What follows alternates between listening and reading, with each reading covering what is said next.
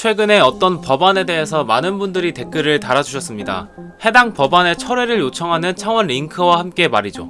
청원 내용과 법안의 내용을 살펴보니 말도 안 되는 법안이라고 생각이 되었습니다. 그래서 당연히 통과가 안 될 거라고 생각을 했었죠. 그래도 많은 분들이 요청을 하셔서 이 법안에 대해서 다뤄보고자 생각을 했지만 제가 법적으로는 정말 아는 것이 하나도 없어서 전문가분께 문의를 하고 싶었죠. 그때 생각난 분이 유튜버 법알모님이셨습니다. 그렇게 법알모님과 촬영 일정을 잡고 촬영을 진행했습니다. 지금부터 이 법안이 도대체 무엇인지 알아보도록 하지요. 지난 2월 8일 국민청원 게시판에는 이런 청원이 올라왔습니다. 법정 반려동물인 개, 고양이, 토끼, 패럿, 기니피그 및 햄스터, 가축인 소, 돼지, 닭, 오리 등을 빼고는 정부가 나서서 규제하며 그 외의 동물들은 기르지 못하게 하며 기존에 키우고 있는 동물은 5년 이내에 업자에게 양도하거나 그에 준해서 처리하라는 것인데, 이는 법을 너무도 지나치게 확장하여서 헌법에 보장된 개인의 행복 추구권을 침해하는 것입니다. 라고 올라왔죠. 이게 무슨 말인지 이해가 가시나요? 쉽게 말해서 나라에서 지정한 동물 말고 다른 동물을 키우는 사람은 5년 안으로 업자에게 주거나 알아서 처리해라 라는 말도 안 되는 이야기죠. 그런데 이 법안이 정말 이렇게 말도 안 되기만 할까요? 많은 분들이 걱정하셨고 궁금해하셨던 부분들을 하나씩 알아보도록 하겠습니다. 먼저 이 법안이 도대체 왜 발의가 된 것일까요?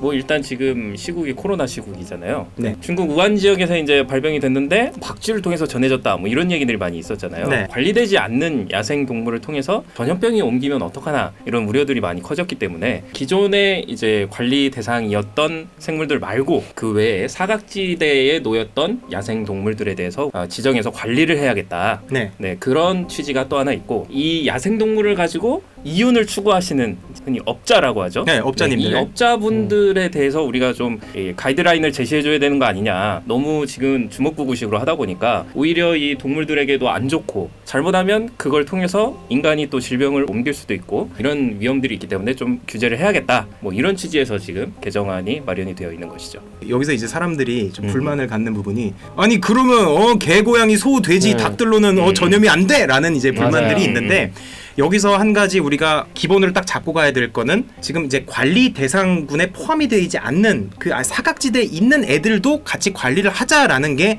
법의 취지인 그렇죠. 거죠. 개정안의 네. 취지.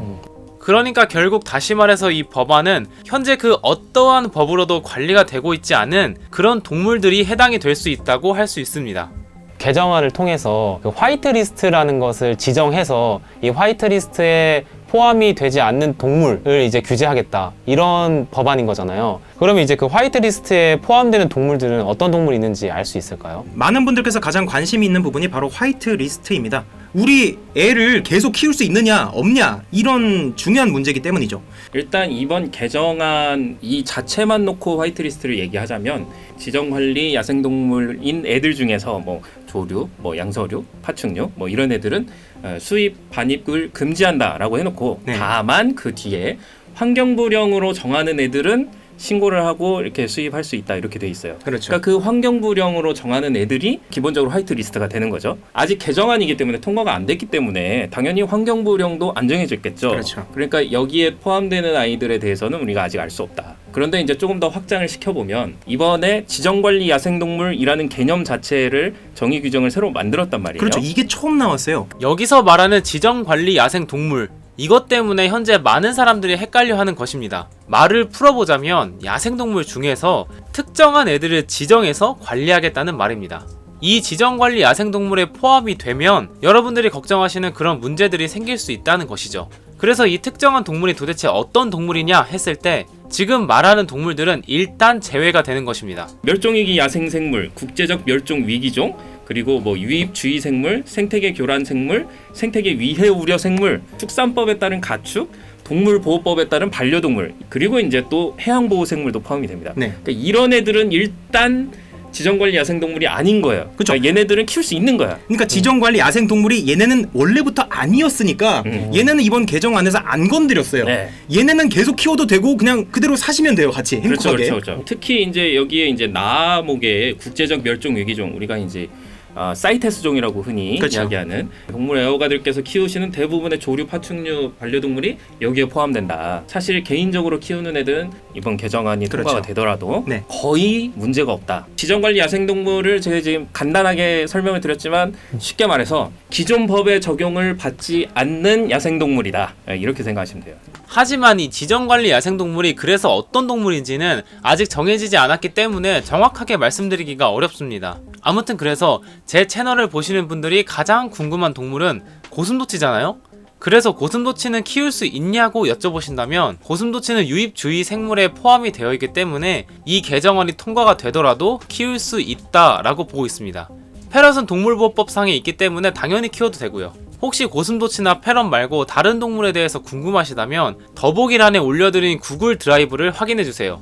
올려드린 파일에 쓰여있는 동물을 키우고 계시다면 이 법안이 통과되더라도 안심하고 키우셔도 됩니다. 그럼 만약에 이 법안이 그럼 통과가 되면은 막 말씀하신 화이트리스트에 포함되지 않은 동물 있을 거 아니에요. 예. 그럼 그 동물을 지금 키우고 있는 사람들은 어떻게 되는 건가요, 그럼?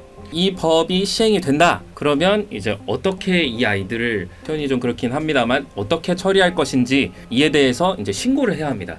신고를 하고 나서 5년의 유예 기간 동안 위탁업자한테 위탁을 한다든지 네. 뭐 이런 것들이 이제 그 처리 방법이 될 텐데 그런 거를 5년 이내에 해야 돼요. 5년 이내에 이 처리를 해야 되는데 그 사이에 환경부령에 얘가 포함이 되면 그럼 이제 처리를 안 해도 되는 거야. 다시 키울 수 있게 되는 거야. 그죠? 그 시간 동안 이 아이를 꼭 키워야만 하는 이유를 정부 당국자를 설득을 하면 규정에서 벗어날 수가 있다. 네. 어쨌든 리스트에 웬만한 동물들은 이제 다 포함될 거고 네. 그 중에 이제 극소수만 이제 규제가 들어간다는 말씀이신 거잖아요. 네. 일단 저로서는 일단 안심이 되긴 하는데 이제 극소수에 있는 분들은 아직은 그래도 조금 걱정이 되지 않을까라는 그런 생각이 좀 드네요. 애초에 그냥 이게 통과가 안 되면 그런 일도 안 생길 거 아니에요. 네. 근데 이제 이게 혹시나 통과가 된다면은 그런 소수의 사람들이 이제 고통을 받는 일이 무조건 생길 것 같단 말이죠. 네. 그게 저는 이제 걱정이라는 거 저도. 네. 그 부분은 법적으로 대응을 할 필요가 있고 다수가 아니라도 한 분이라도 그분이 뭐 저를 찾아오시면 같이 법적 대응을 할 수 있는 거고 네. 장기적으로는 규제 방식을 바꿔야 된다라는 거를 안전한 동물을 키우시는 분들도 좀 같이 동참을 하시는 게 좋겠다. 그런 말씀을 드리고 싶네요.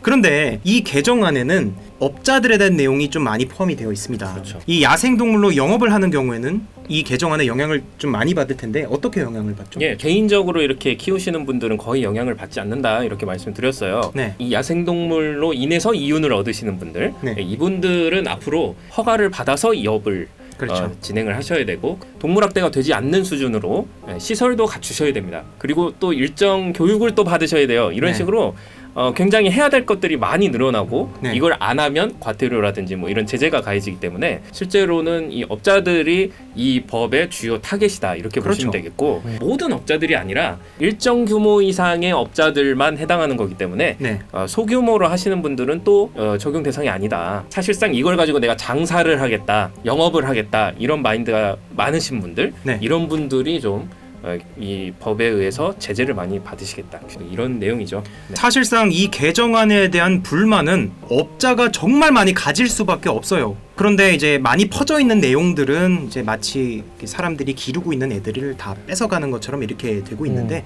이거는 좀 정확히 좀 구분을 하셨으면 좋겠네요.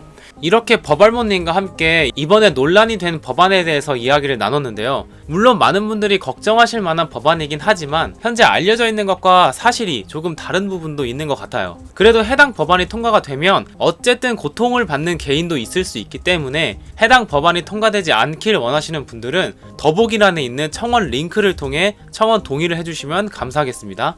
그럼 다음 영상에서 다시 만나요. 안녕.